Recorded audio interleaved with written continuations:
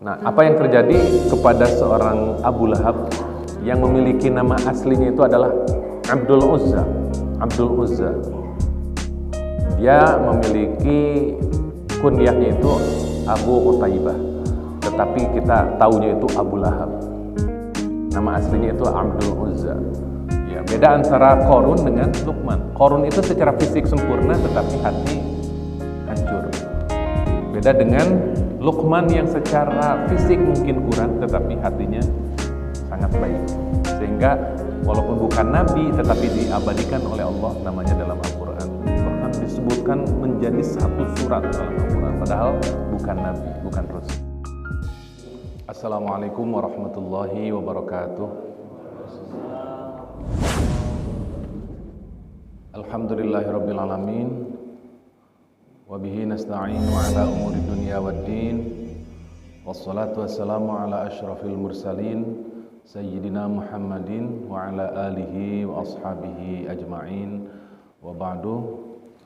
Bapak-bapak, ibu-ibu yang saya hormati, alhamdulillah pada pagi hari ini kita bisa melanjutkan kajian tafsir. Dan kali ini kita tidak terasa sampai kepada surat Al-Lahab atau surat Tabbat, atau dalam Ibnu Katsir, tafsir Ibnu Katsir namanya surat Al-Masad. Ada surat Abu Lahab, ada surat Al-Lahab, ada surat Al-Masad, ada surat Tabbat. Dan itu di beberapa tafsir tidak seperti surat-surat yang lain, beragam namanya. Dan tentu semua penamaan ini mengacu kepada makna simbolis, ya, apa dibalik penamaan itu. Kalau di dalam tafsir Ibnu Katsir ini namanya Al-Masad. Belum dengar ya. Ya, jadi kali ini alhamdulillah wa syukrulillah wa syukru ala ni'amillah, kita bisa sampai kepada pembahasan tentang surat Al-Masad atau surat Al-Lahab ini. Ada 5 ayat dan kita membacanya bersama-sama. A'udzu billahi minasy syaithanir rajim. Bismillahirrahmanirrahim. Tabbat yada abi lahabin wa tab. Ma aghna anhu maluhu wa ma kasab. Sayasla naran dzata lahab. Wa imra'atuhu hammalatal hatab. Fi jidha hablum min masad. 5 ayat, dan para ulama bersepakat bahwa surat Al-Lahab ini, surat Tabbat, kita sepakati saja surat Al-Lahab ya untuk kali ini biar tidak banyak pilihan. Surat Al-Lahab ini disepakati ulama turun di Mekah dan turun setelah surat Al-Fatihah dan sebelum surat At-Takwir. Surat Al-Lahab ini asbabun nuzulnya juga ada beberapa. Di antaranya ketika turun ayat dalam surat Asy-Syu'ara, wa anzir ashiratakal aqrabin. Wa anzir, dan Muhammad beri peringatan, ashirataka, kepada keluarga dekat, keluargamu, al-aqrabin, yang terdekat. Ada turun surat itu. Kalau ada ayat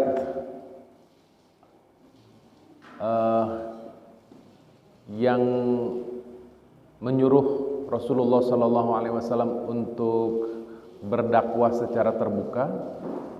Kalau ini Rasulullah disuruh untuk memberi peringatan, menyampaikan dakwah itu kepada keluarga terdekatnya. Maka dikumpulkan oleh Rasulullah Sallallahu Alaihi Wasallam. Rasulullah di Bukit Sofa, di dekat Ka'bah, beliau berteriak, "Ya Sabaha," untuk memberi perhatian, untuk membuat perhatian, dan orang-orang pada datang. Itu pagi-pagi Rasulullah sudah menteriakkan itu untuk keluarga dekatnya itu untuk berkumpul. Tapi yang berkumpul mungkin tidak hanya sekedar kerabatnya. Setelah itu beliau menyampaikan, "Ara'aitakum law haddathtukum anna khailan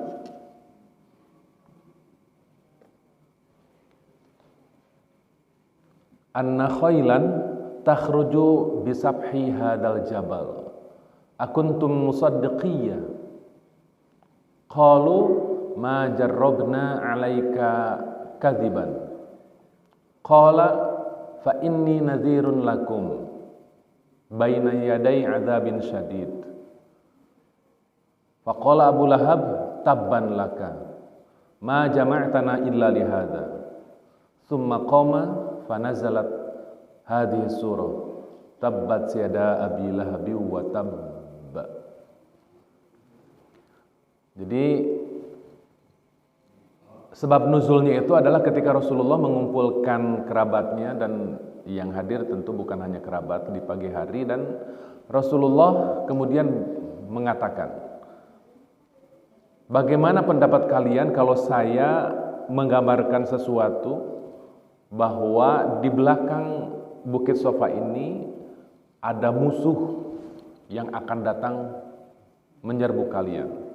Dalam hadis yang lain disebutkan bukan musuh tetapi ada kuda yang sangat banyak yang akan menyerbu kalian. Akuntum musaddiqiyya, apakah kalian akan percaya? Maka semua yang hadir pada saat itu mengatakan, ma jarrabna 'alaika kadziban. Kami tidak pernah mendengar, menyaksikan, melihat bahwa kamu ini pernah berdusta. Kami percaya itu terjadi.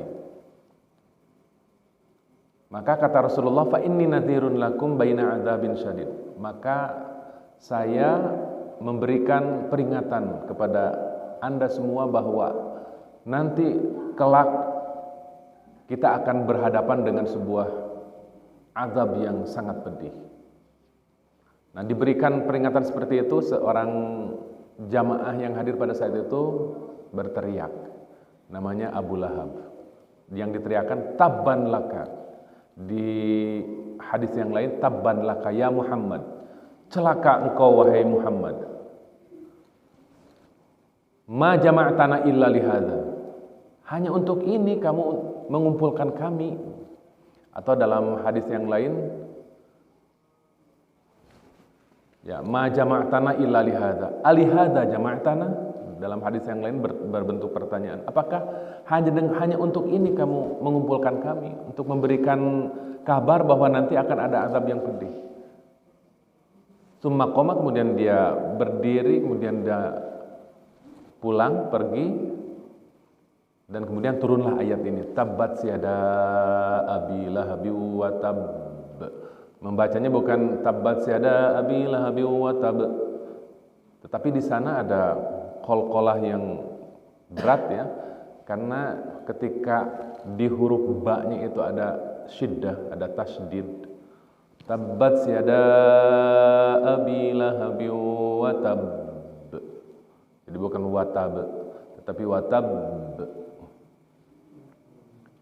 Ma aghna anhu maluhu wa ma kasab sayasla naran dzata lahab, dan seterusnya.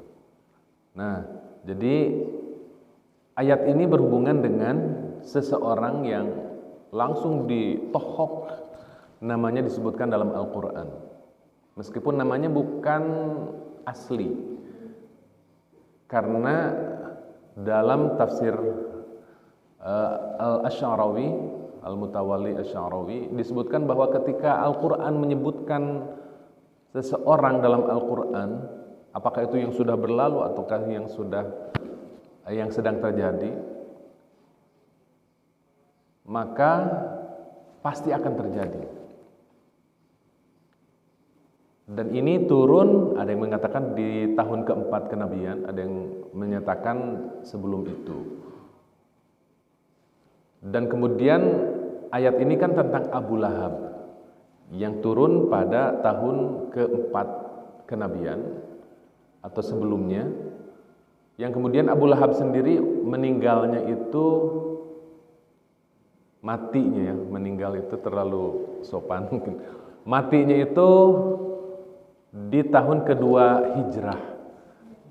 Jadi Rasulullah itu mengalami fase kenabian, yaitu setelah diangkat jadi nabi sampai beliau hijrah 13 tahun. Istilahnya itu adalah tahun kenabian. Jadi Nabi pada tahun kelima kenabian, Nabi pada tahun keenam kenabian, berarti itu antara beliau diangkat sebagai Nabi sampai beliau hijrah. Tetapi ketika setelah hijrah sampai wafatnya, kita mengenalnya dengan satu hijrah, tahun kedua hijrah, tahun ketiga hijrah, keempat hijrah, dan lain-lain. Dan Abu Lahab itu mati pada tahun kedua hijrah. Dan itu tidak berubah, karena memang Al-Quran sudah mengecap Abu Lahab ini sebagai tabbat syada abi lahabi wa tabb. Jadi tidak seperti yang lain yang masuk Islam pada akhirnya. Musuh Rasulullah di Mekah itu, para kafir Quraisy itu, pada zamannya ketika Rasulullah menaklukkan kota Mekah pada tahun ke-8 hijrah. Nabi masuk ke kota Mekah dan menaklukkan kota Mekah. Itu orang-orang Mekah yang dulunya kafir itu masuk Islam. Nah, kalau ini Abu Lahab walaupun sudah disebut dalam Al-Quran, kemudian tidak kemudian menyesal, taubat, datang kepada Nabi, minta maaf, lalu masuk Islam. Tidak seperti itu, dan sudah dicap oleh Allah untuk watabba. Dalam beberapa tafsir disebutkan memang masuk neraka. Yang dimaksud dengan tabbat syada abi lahabi watabba itu, maka tidak masuk Islam karena sudah dicap oleh Al-Quran. Dan yang meninggalnya juga sangat mengerikan ya, atas apa yang ada dalam surat ini, yang oleh beberapa mufasir dipahami sebagai doa. Tabbat syada abi lahab. Tabbat syada artinya semoga hancur, semoga binasa, semoga celaka Abu Lahab. Watabba, dan memang Abu Lahab celaka. Tabbat syada, celaka tangan, kedua tangan. Abi Lahabin, Abu Lahab. Watabba, dan memang celaka, dan benar-benar terjadi bahwa itu celaka.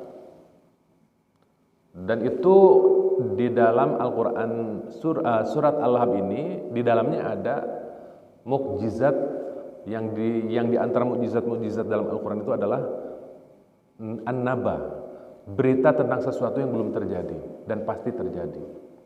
Ada beberapa ayat dalam Al-Quran yang seperti itu, menjelaskan kejadian yang sebetulnya belum terjadi, jauh-jauh hari baru terjadi, tapi sudah diberitakan dalam Al-Quran. Seperti surat Ar-Rum, ghulibatir Rum fi adnal ardi wa hum min ba'di ghalabihim sayaglibun. Ar-Rum, dalam surat Ar-Rum itu ghulibat Ar-Rum, ghulibat dikalahkan, Ar-Rum Romawi. Fi adnal ardi itu artinya di tanah bumi, di daratan bumi yang paling bawah. Wahum mim ba'di ghalabihim sayaglibun. Dan nanti setelah mereka kalah, mereka akan menang. Dan itu belum terjadi. Dan ternyata belakangan pada abad ke-20 Masehi didapatkan sebuah hasil penelitian bahwa di dekat Romawi, di dekat Syria itu ada sebuah tempat yang paling bawah di bawah permukaan laut. Berapa meter, berapa kilometer di atas permukaan laut atau di bawah permukaan laut. Dan ternyata di dunia itu yang paling bawah dari permukaan laut itu ada di daerah yang disebutkan dalam Al-Quran itu. Dibuktikan oleh penemuan-penemuan yang menakjubkan beberapa abad setelahnya. Wahum mim ba'di ghalabihim sayaglibun. Setelah mereka kalah, memang Romawi pernah kalah sama Persia. Seperti yang kemarin yang kita ngobrolkan tentang Romawi Persia. Tetapi pada saat yang lain nanti Romawi akan menang.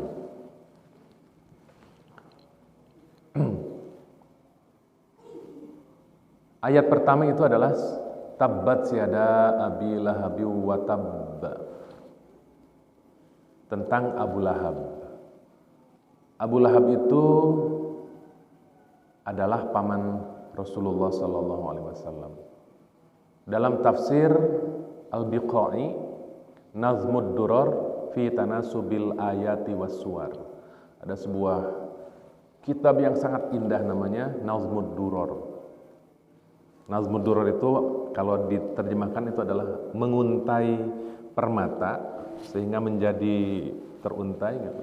Fi Tanasubil Ayati was Suwar, yang berkenaan atau yang menjelaskan tentang persesuaian ayat-ayat Al-Quran dan surat-surat Al-Quran.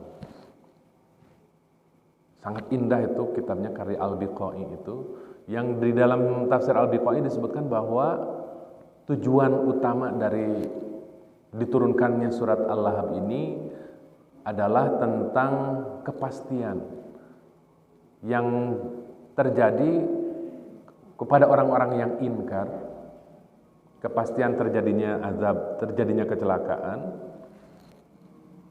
Kepastian itu walaupun itu terjadi pada keluarga Nabi, kepada orang yang secara nasab dekat dengan Nabi. Nah, penjelasan panjangnya adalah bahwa jangan pernah aneh. Kalau misalkan di pesantren, ada keluarga pesantren yang justru menjadi masalah kepada kiainya misalkan. Atau dalam keluarga sendiri kok justru keponakan yang menjadi masalah. Atau anak sendiri gitu. Atau keluarga sendiri. Jadi diturunkannya kisah-kisah misalkan tentang Nabi Nuh di mana Kan'an putranya justru yang jadi masalah. Atau Nabi Ibrahim yang bapaknya yang jadi masalah. Nah, itu tidak aneh. Tetapi apa yang harus dilakukan oleh seseorang agar soleh dan kemudian tidak menjadi masalah dengan keluarganya, yaitu dengan cara tesarwana, ulah sarwana. Keindahan kisah-kisah para nabi dengan anaknya, dengan keluarganya, dengan ayahnya, dengan pamannya seperti Nabi Muhammad SAW itu memberikan kabar bahwa untuk agar kita itu manis dan harum itu adalah ulah sarwana. Seperti kisah yang dilakukan oleh Rasulullah kepada Abu Lahab. Kemudian Nabi Ibrahim kepada ayahnya, atau Nabi Nuh kepada anaknya. Itu sarwana. Kalau sarwana dua-duanya kemudian menjadi jatuh. Nah, apa yang terjadi kepada seorang Abu Lahab yang memiliki nama aslinya itu adalah Abdul Uzza. Abdul Uzza. Dia memiliki kunyahnya itu Abu Utaibah, tetapi kita taunya itu Abu Lahab. Nama aslinya itu Abdul Uzza. Dia adalah putra dari Abdul Muttalib. Ya, karena ini pendek, coba lihat, kalau biasanya 7 halaman, 6 halaman, Kalau Al-Lahab ini di tafsir ini hanya 2 halaman. Jadi kita kemana-mana dulu, tetapi pasti nyambung dengan surat ini, dengan bahasan kita.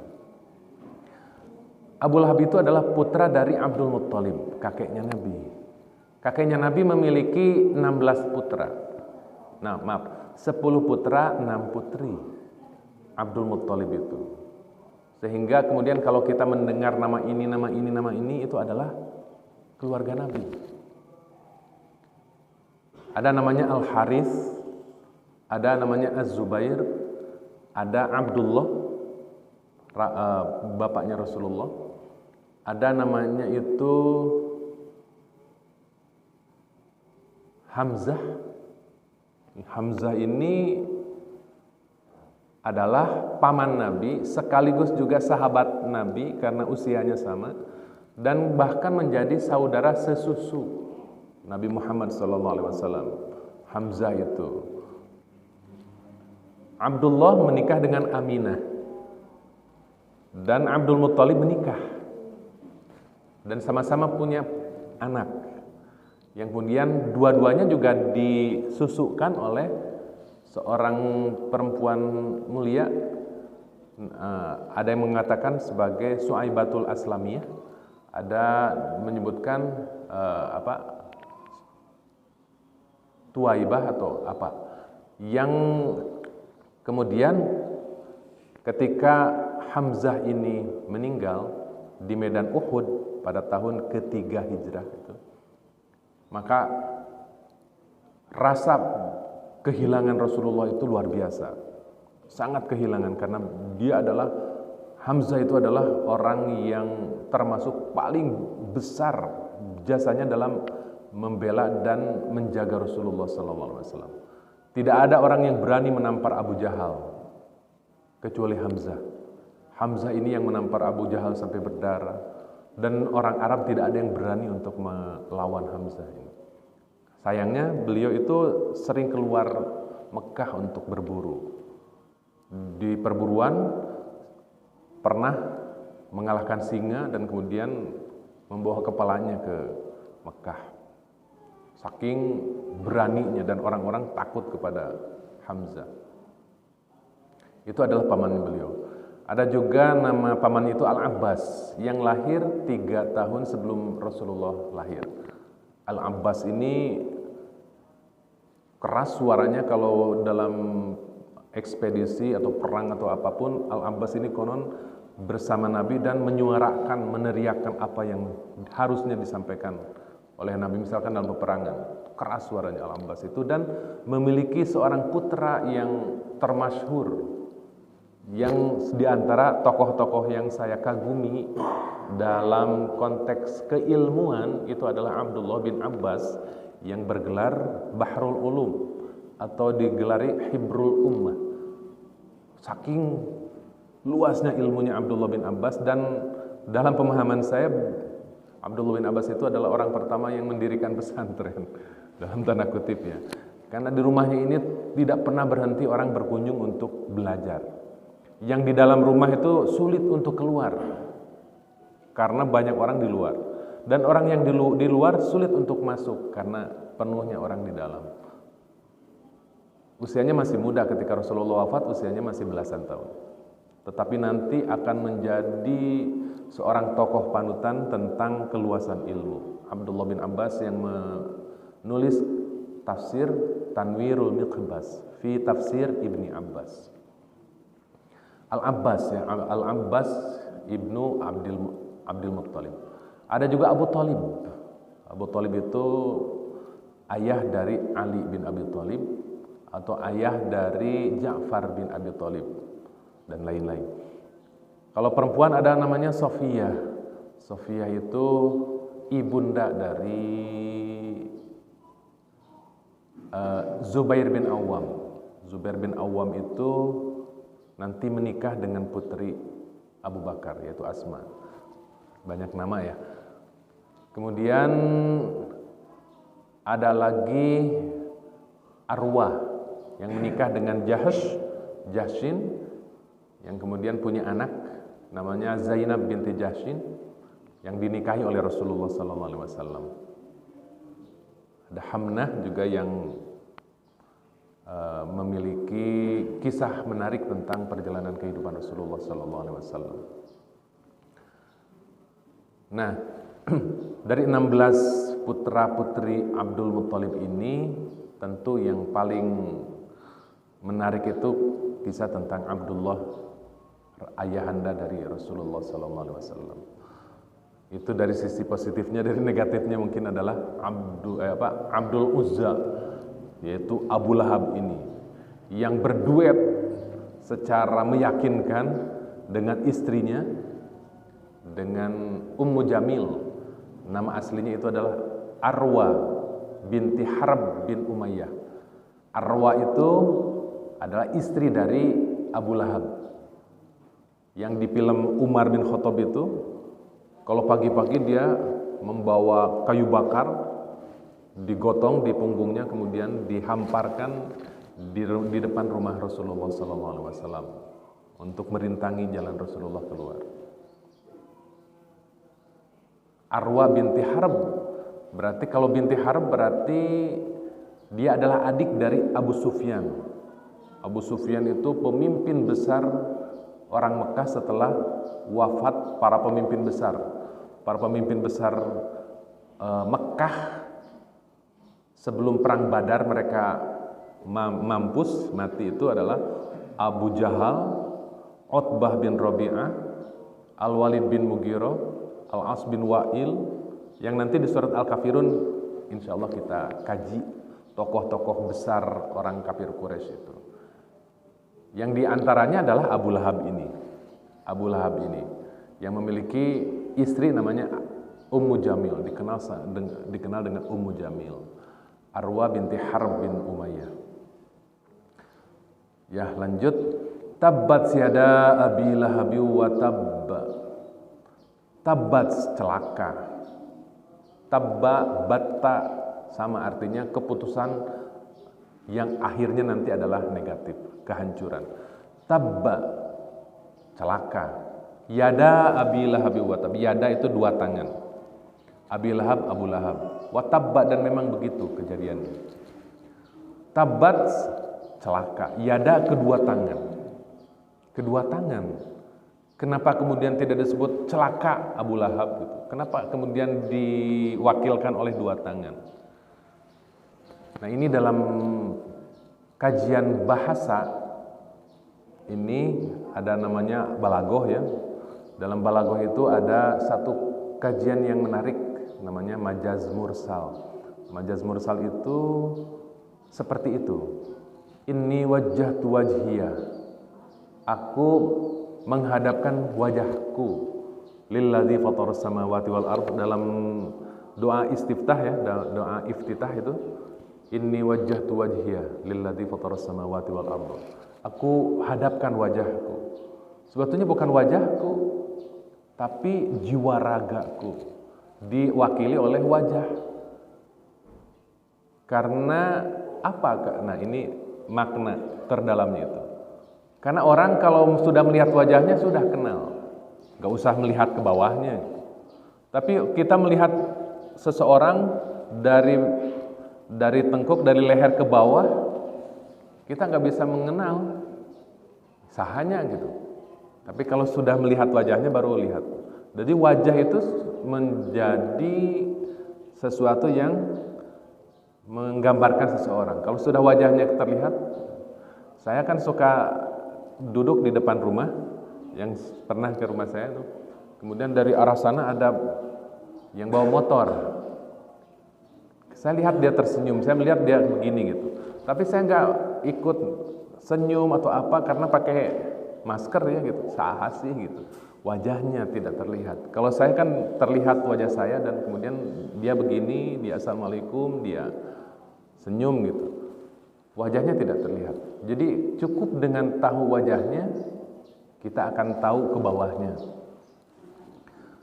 Ya, menyebutkan wajah itu adalah bentuk yang indah ya.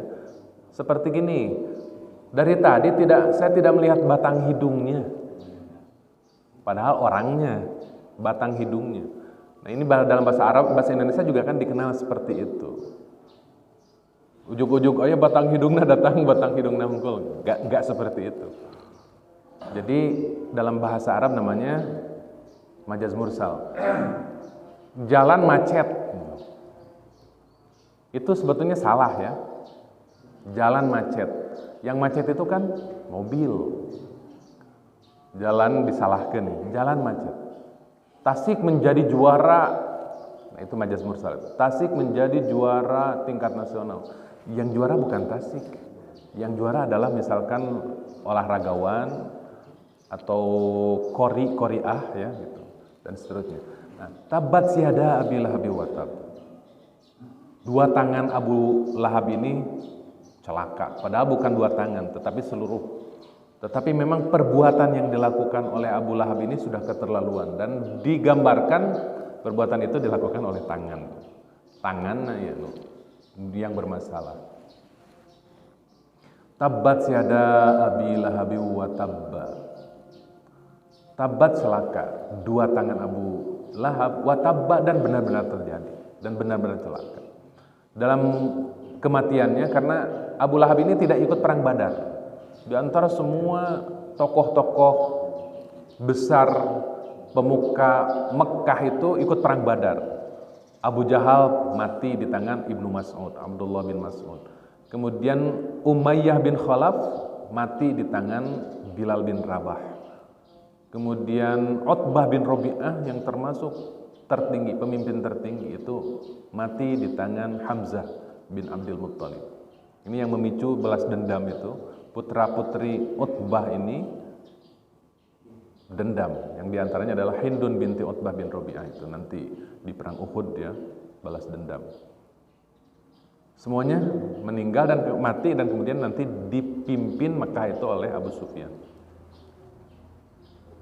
Tabat siada Abi Lahab wa tabba. Dan ternyata benar terjadi. Abu Lahab tidak ikut perang Badar karena sakit. Sepulang dari perang Badar, kemudian mereka mencari Abu Lahab mana. Dan pas diketahui ke rumahnya sudah busuk, sudah mati. Dan itu penyakitnya lepra, sejenis penyakit kulit. Orang-orang sana nggak ada yang berani untuk memegangnya. Apalagi misalkan mengkafaninya dan melakukan sesuatu yang biasa dilakukan oleh orang-orang Arab ketika ada yang mati. Lalu kemudian orang-orang Mekah membawa tongkat kayu yang didorong-dorong itu. Abu Lahab itu sampai ke sebuah galian ya untuk menguburkan jenazah. Lalu dijatuhkan ke lubang itu dan kemudian disiram pakai batu, pakai apa gitu. Sangat menyedihkan. Matinya sangat menyedihkan.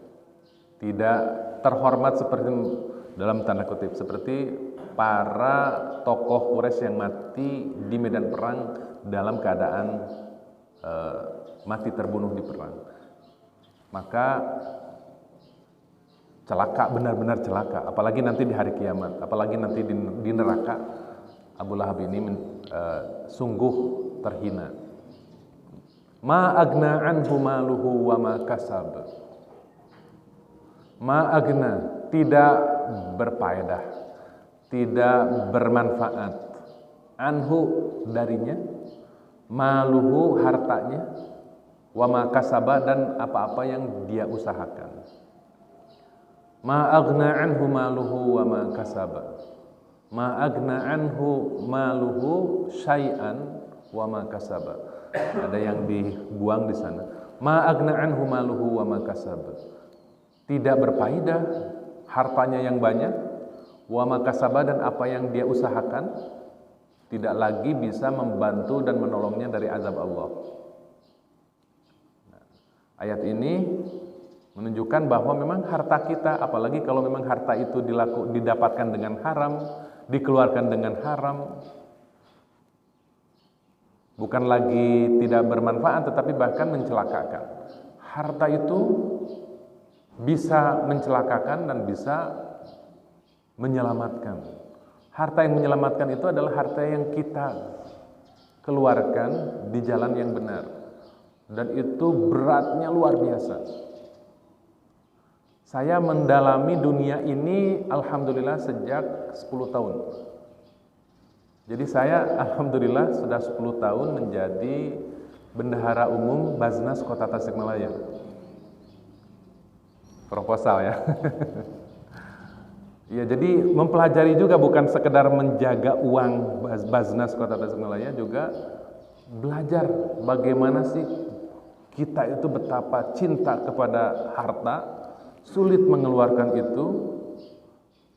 Padahal dalam Al-Quran, man dzalladzi yuqridullaha qardan hasanan fayudha'ifahu lahu.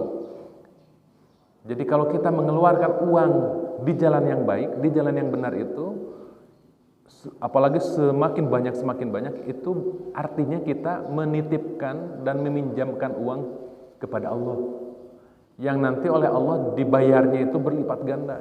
Betapa berat dan sulitnya gitu. Dan mereka yang mengeluarkan uang di jalan yang benar dengan cara yang benar itu pahalanya luar biasa. Fayudha'ifahu, Allah akan melipat gandakan itu.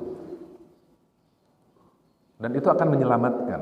Di antara hasud, iri yang dibenarkan itu adalah hasud yang kepada orang yang diberikan rezeki, lalu rezeki itu oleh orang itu dimanfaatkan untuk hal-hal yang positif, yang baik.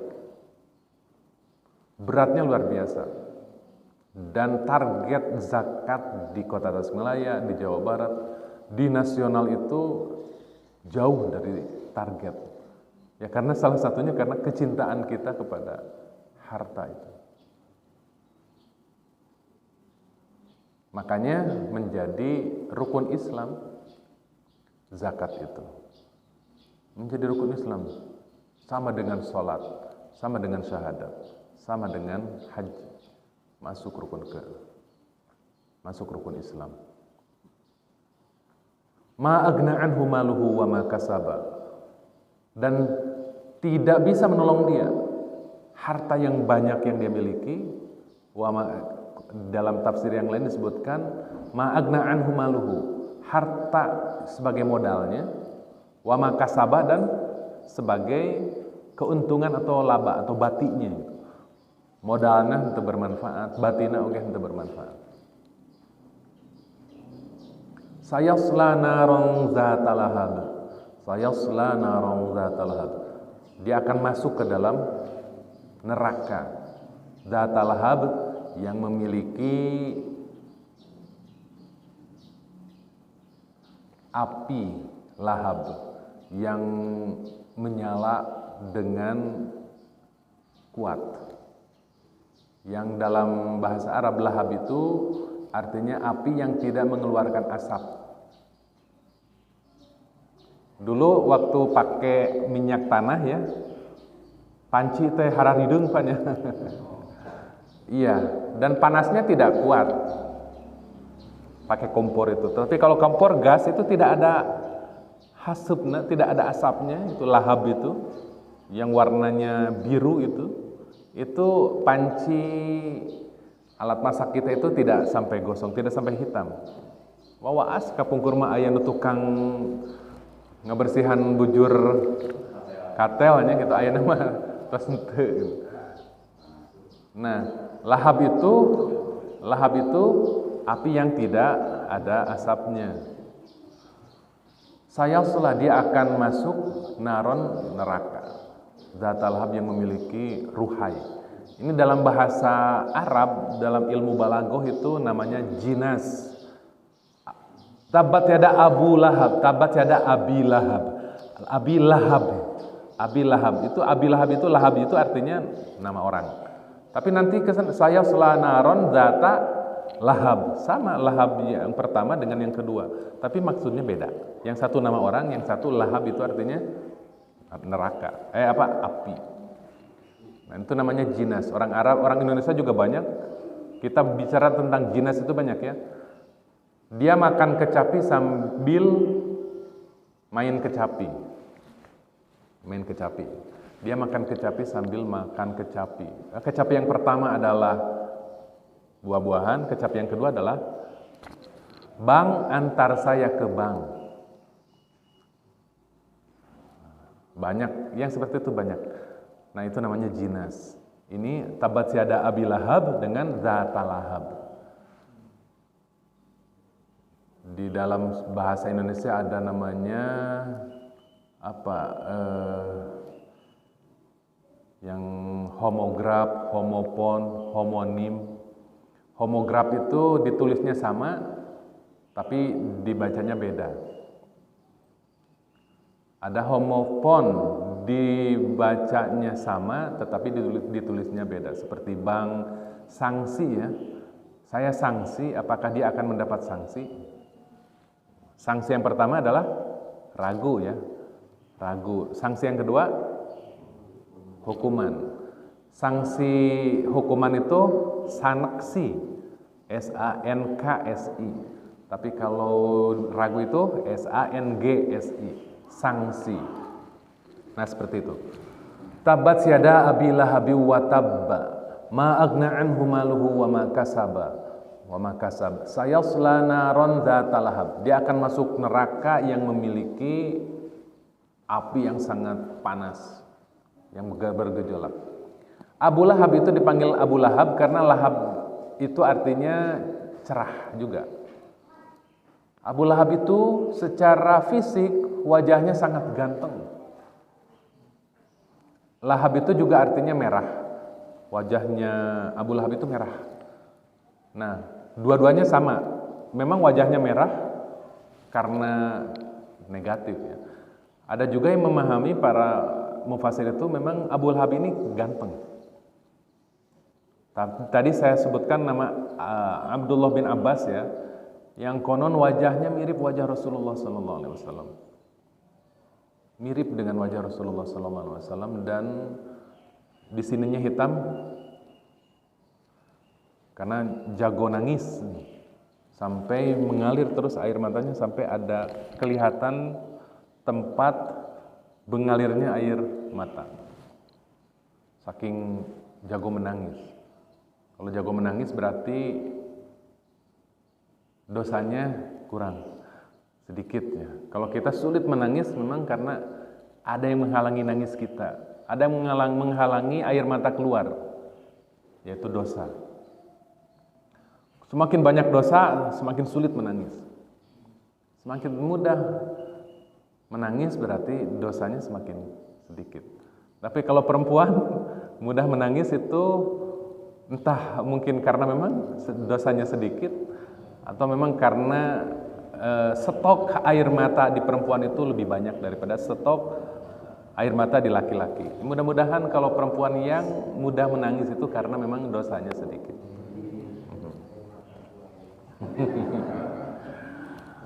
Ya, Abu Lahab itu dikenal Abu Lahab itu karena ganteng. Tetapi ganteng juga tidak menjamin kalau memang hatinya tidak ganteng. Jadi ada yang ganteng tetapi hatinya tidak ganteng, seperti Korun itu menjadi sosok di Bani Israel itu yang paling kaya, yang paling pinter, yang paling ganteng. Tetapi hatinya tidak ganteng dan kemudian dihancurkan oleh Allah. Dia mendapatkan fadl tetapi tidak mendapatkan minnah. Fadl itu anugerah berbentuk fisik.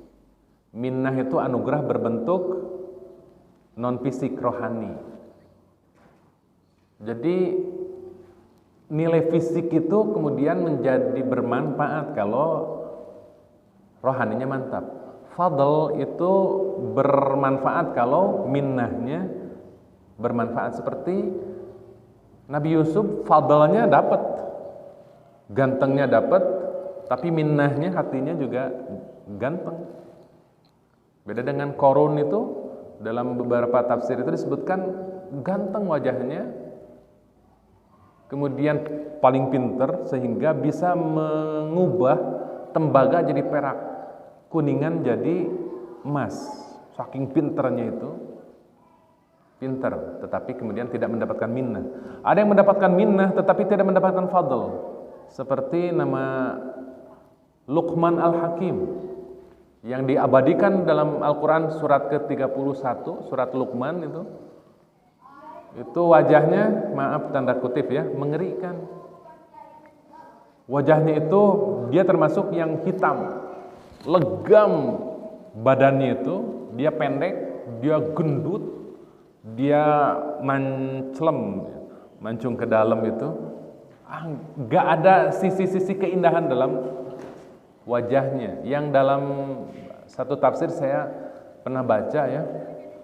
Jadi Luqman Al-Hakim ini diberikan umur yang sangat panjang, dan ketika orang-orang bertemu dengan Luqman dan tidak kenal, pasti menertawakan karena keburukan fisik Luqman ini. Dia disebutkan sangat hitam. Dia disebutkan memiliki bibir yang sangat kasar. Ketika diolok-olokan itu, Luqman berkata, "In kunta ra'aitani aswad fa inna qalbi abyad." Kalau kamu melihat saya ini hitam, ketahuilah bahwa hati saya putih. Wa in kunta taroni ghalidhus syafatain fa innahu yakhruju min bainihima kalamun raqiq.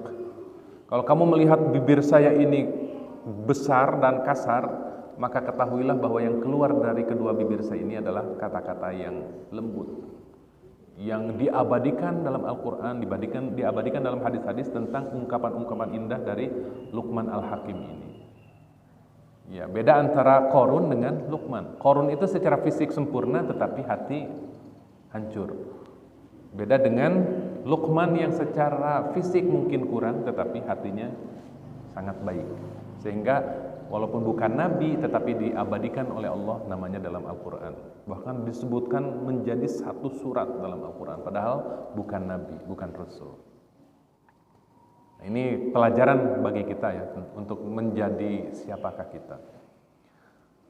Sayasla naron dzata lahab, dia akan masuk ke dalam neraka yang memiliki panas api yang sangat bergejolak. Wa mra'atuhu hammalatal hatab, wa mra'atuhu, dan istrinya dan perempuannya Abu Lahab yang tadi disebutkan namanya Arwa binti Harb bin Umayyah yang dikenal dengan Ummu Jamil. Perempuan itu wa mra'atuhu, dan istri dari Abu Lahab ini hammalatal hatab. Di sana ada satu kata yang terbuang yaitu azummu, wa mra'atuhu azummu hammalatal hatab. Ada yang membacanya wa mra'atuhu hammalatul hatab. Wa mra'atuhu itu mubtada, hammalatul hatab itu khobar. Wa mra'atuhu jeung awewena, jeung istrina Abu Lahab itu saha hammalatul hatab, anu sok nanggung kayu bakar tenon suluh. Nah, kalau dalam bahasa bacaan kita hafaz itu wa mar'atuhu hammalatal hatab, karena ada satu prinsip ilmu dalam nahwu sharaf itu di mana setelah kalau isinya adalah pujian, kalau isinya adalah celaan, maka dibaca mansub, dibaca nasab, dibaca harokatnya itu fathah atau jabar. Wa mra'atuhu hammalatal hatab. Dan perempuannya itu hammalah itu wazan fa'alah itu artinya sering banget, sering sekali menanggung suluh kayu bakar.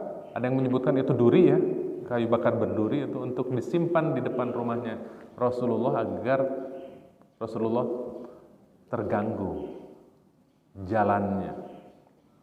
Nah, itu ada yang mengatakan bahwa hammalatal hatab itu hakiki, karena memang di dalam film Umar bin Khattab juga suka yang pagi-pagi bawa suluh yang berduri kemudian dihamparkan. Ada juga yang mengatakan, ulama itu mengatakan ini majazi, ini bukan hakiki. Yang dalam bahasa Arab itu namanya kinayah. Lagi-lagi ya, ini kajiannya mungkin karena memang terbuka untuk umum, saya lihat di YouTube ya, dibaca banyak orang, jadi biar kajian secara bahasa. Kinayah itu artinya satu ungkapan yang memiliki dua makna, tetapi yang dipahami adalah makna yang jauh. Orang Indonesia mengatakan panjang tangan. Makna dekatnya ya tangannya panjang. Makna jauhnya pencuri. Hammalatal hatab itu makna dekatnya dia memang suka manggul suluh. Makna jauhnya adalah dia suka membuat panas orang lain. Dia suka mengadu domba. Dia suka menyebar fitnah. Dia suka mengeluarkan kata-kata yang membuat tidak nyaman masyarakat. Nah, orang Indonesia mengatakan panjang tangan, orang Sunda itu birit hampang biritnya. Hampang birit, banyak itu bahasa Indonesia namanya bahasa Arab itu namanya kinayah. Panjang beheung gitu. Kemudian hampang leungeun. Naon deui? Heuras beheung. Heuras beheung itu artinya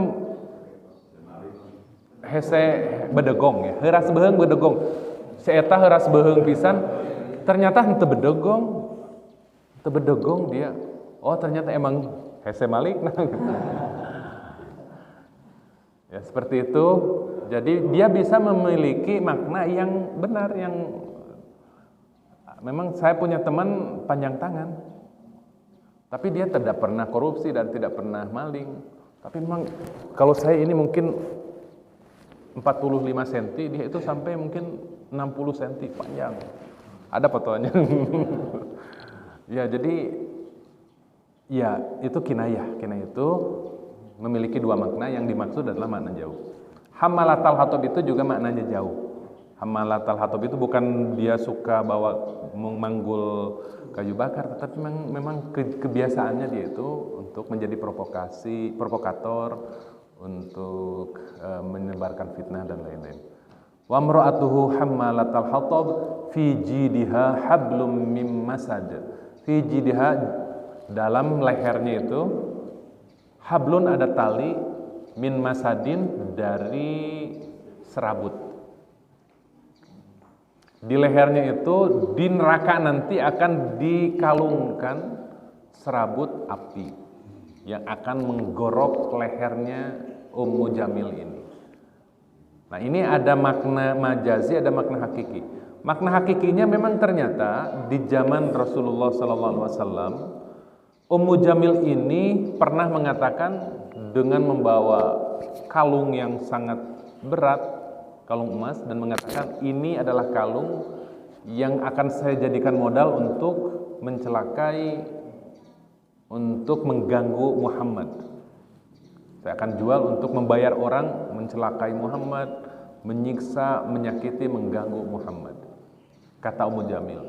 Dan ternyata di dunia keneh ya, Ummu Jamil itu ternyata sebelum matinya memang suka membawa kayu yang banyak di punggungnya, kemudian diikat dengan masad. Fi jidiha hablun mim masad. Masad itu adalah, dalam beberapa tafsir disebutkan itu adalah tali dari serabut kayu masad yang ada di Yaman, yang itu sangat kuat. Orang Yaman mengikat apapun dengan masad, serabut akar yang kuat, yang sekarang mungkin ya banyak ya. Saya pernah mempelajari tali di dunia ini yang kuatnya luar biasa, seperti tali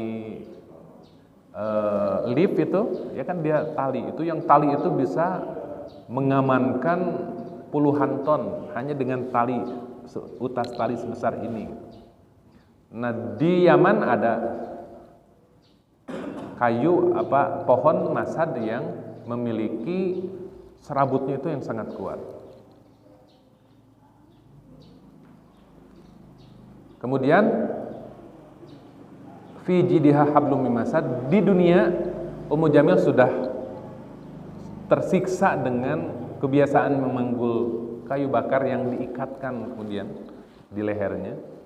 Dan secara majazi artinya bahwa nanti di hari kiamat dia akan dikalungkan rantai dari api yang akan menyiksanya. Mungkin ada yang mau ditanyakan?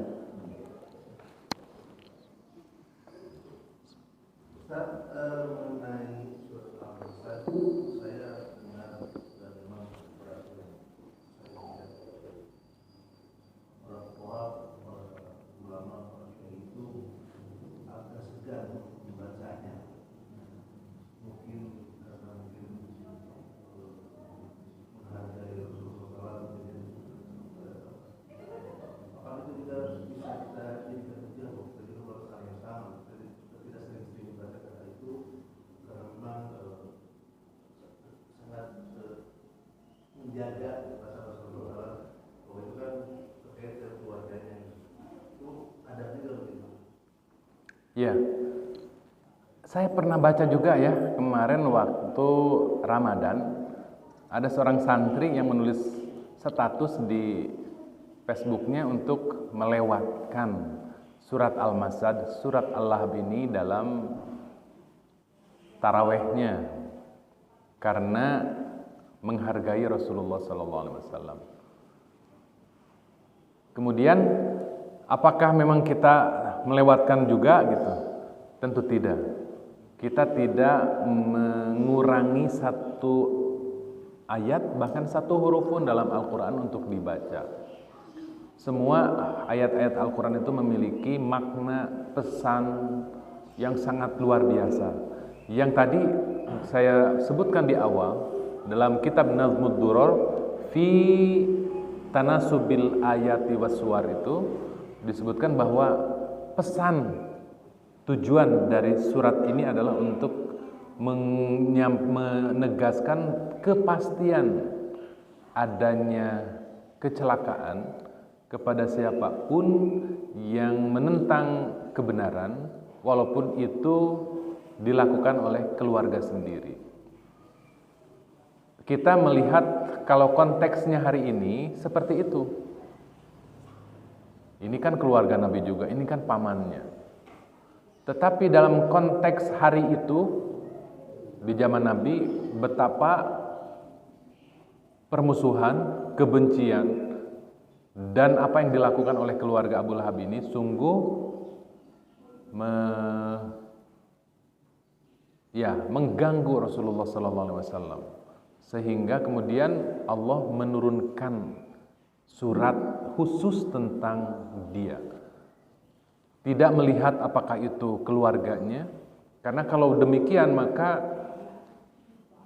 kita juga tidak akan membaca kisah tentang Nabi Nuh, karena di sana ada anaknya sendiri yang tidak benar. Atau kita juga segan untuk membaca kisah Nabi Ibrahim karena keluarganya sendiri, yaitu bapaknya yang tidak demikian. Kita tidak kemudian mendramatisir keadaan sehingga ketika kita tidak membacanya lalu kita menganggapnya untuk menjaga perasaan Rasulullah atau menghormati, menghargai keluarga besar Rasulullah SAW. Tidak juga demikian. Jadi kita melihatnya dari sisi positif dari ayat dari surat ini, yaitu tadi yang disebutkan tujuannya untuk itu, bahwa jikapun di antara keluarga kita ada yang tidak baik kepada kita, maka yakinkan bahwa di sana pertama kita henteu sarwana, kita tidak sama-sama seperti itu. Dan kita meyakini bahwa orang yang mengalah, dia yang akan mendapatkan hikmahnya. Ya, mungkin di antara keluarga ada yang misalkan dalam urusan warisan mendapatkan yang terbanyak tanpa persetujuan, tanpa musyawarah, ternyata yang seorang tidak kebagian sama sekali atau kebagiannya tidak benar, tidak baik. Biasanya orang yang kebagian kecil merasa tidak adil itu dan dia bersikap positif, dia itu harum. Sementara mereka yang mengambil bagian lebih dan kemudian menzolimi keluarga kerabatnya sendiri, biasanya walaupun manis, walaupun dia bisa kaya raya gitu, tetapi dia itu bau. Saya sering menyampaikan pertanyaan, mendingan pahit tapi sengit, mendingan pahit tapi harum, ataukah mendingan manis tapi bau? Mendingan manis tapi harum. Ya biasanya orang pejabat yang pahit, tidak mau korupsi, biar orang-orang sudah punya mobil, punya rumah mewah, punya fasilitas, saya segini-segini aja tidak korupsi gitu. Dia pahit, tapi harum. Sementara mereka yang korupsi manis, bisa memiliki ini, memiliki itu, bisa membeli ini, beli itu, bisa berangkat, berjalan-jalan kemana-kemana, tapi dia bau. Nah, tentu kita lebih memilih pahit tapi harum. Karena memang para ulama, termasuk para nabi bahkan itu semakin pahit hidupnya semakin harum. Di antara rasul itu ada ulul azmi, 5 yang paling berat kehidupannya, paling pahit hidupnya, tapi paling harum namanya. Tuh. Ya, mudah-mudahan kita bisa manis tapi harum. Dan itu sangat banyak. Sangat banyak. Ya, karena doa kita, Rabbana atina fid dunya hasanah wa fil akhirati hasanah wa qina adzabannar. Ya Allah, berikan aku harum di dunia dan harum di akhirat. Ininya apa? Makna terdalamnya. Ya Allah, di dunia aku mendapatkan bagian yang baik, besar, di akhirat juga mendapatkan bagian.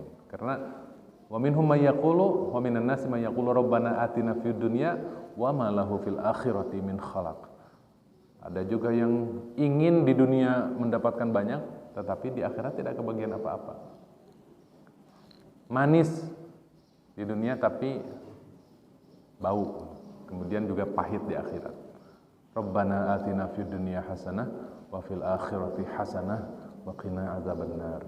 Demikian untuk hari ini, mohon maaf atas kekurangan, kehilafan, kesalahan. Usikum wa nafsi bitaqwallah. Wassalamualaikum warahmatullahi wabarakatuh.